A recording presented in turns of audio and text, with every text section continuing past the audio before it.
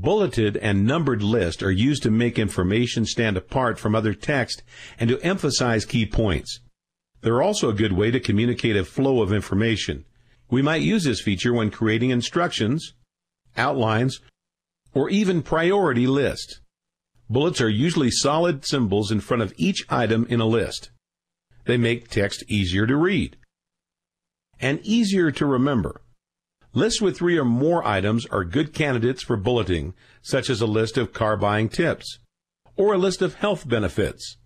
The flyer includes several lists, and she would like to make them easier to read. Scroll down to the section of the flyer titled In General. This section contains 3 items, but it's hard to tell that from the list. Highlight the 3 statements between In General and Your Monitor. We are going to use the Paragraph tool area in the Home tab. We know from Lesson 2 that the settings here will affect all the highlighted text between paragraphs. Select the down arrow next to the Bullets tool to open the Bullet Library Gallery. Roll the mouse over the various shapes to see a live preview of what they will look like in our text. Bullets can be a fun and creative addition to our document. The only rule for a bullet list is that the same symbol should be used for each statement in the list. The plain bold dot is often best, but whatever we choose for our bullets, make sure they enhance readability rather than detract from it.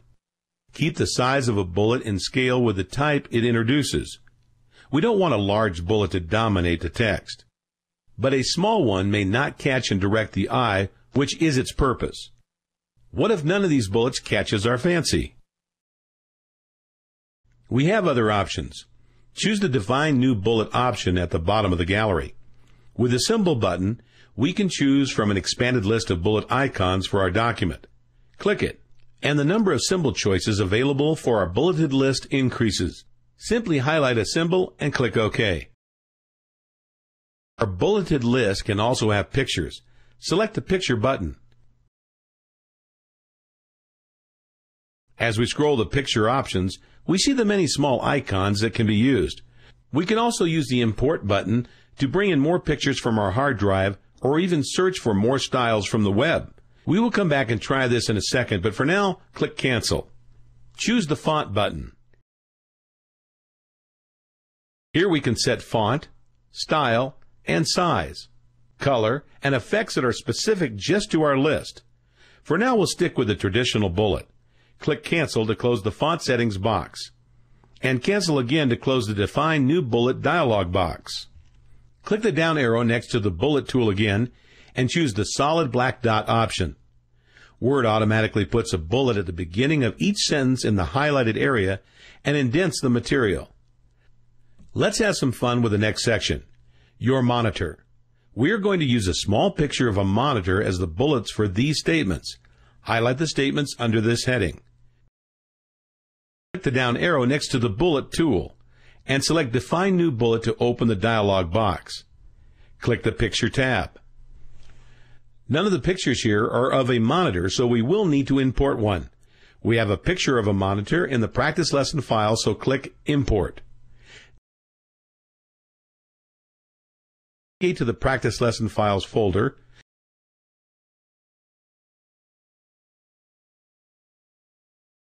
and click the file name Small Monitor Image. With that image selected, click Open. The picture of our monitor now appears in the list of pictures. Don't worry that it is larger than the other pictures. Word will resize it in our document. With the monitor picture selected, click OK twice. Our new pictured bullets appear in the document. Click away from the document to see how it looks. Although the bullets appear small on the screen, they will look great on paper. There are many other options for organizing our text. Let's look at some of the remaining paragraph tools. Moving right to the next button, the numbering tool is a close cousin of bulleting. Here we could offset a list with numbers or letters in a variety of styles. Numbered lists are treated in much the same way as bulleted lists. They might be step-by-step instructions, procedures, or agenda items. Numbers are also helpful for ease of reference if we are writing a document that will be used in a group discussion. Highlight the paragraphs under Your Posture heading. click the arrow next to the numbering button. Roll the mouse pointer over the gallery to preview our options. We also have the option to define our own list.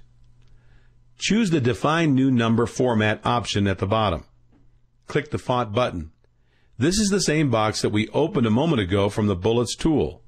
If we want our numbers or letters to appear larger or smaller, or in a different font, this is where we would change it. Press Cancel. Click the drop-down arrow to the right of the Number Style field. This is where we change the style of our numbering. We can choose from Roman numerals or first, second, third, or we can use letters such as A, B, C to set off our list. Hit the Escape key to choose this list. The Number Format field lets us enter specific formats for our numbers, and the alignment box provides 3 positions for placing our numbers. As we try each one, the preview box at the bottom of the dialog box shows what happens to our settings. We don't need to use the numbered option at this time, so click Cancel. If you accidentally already applied a numbering format, remember you can always use Control-Z to step back and return the text to our bulleted list. If this list was an outline that contained sublist, we would use the next option on the ribbon, the Multi-Level List tool. Click that button. Here there are 8 outline options to choose from. At the bottom of the box, click Define New Multi-Level List. And we have options for adding more levels to the outline, along with a preview box showing how each would look. Press Cancel and open the Multi-Level List tool gallery again. Click the option for Define New List Style. For more complicated documents such as legal pleadings or contracts, Word lets us design more complex styles of outlining with a variety of formatting options. We don't need these features for our list, so press Cancel to return to the shortcut. Let's add another item to this area of text. Under the heading In General, position the cursor at the end of the second bulleted sentence, which ends with etc., and press the Enter key. Notice Word added a bullet to the next line and is ready to add new text. If we were using numbers, the new number in the sequence would show up here instead of a bullet. Type in the word Shift Positions frequently. This list of information looks good. Because of the bullets we added, the flyer is now easier to read. And now is a good time to save the document, so click the Save icon. Let's move on to the next section and take some more steps to improve the appearance of our document by adding columns, boxes, and tables.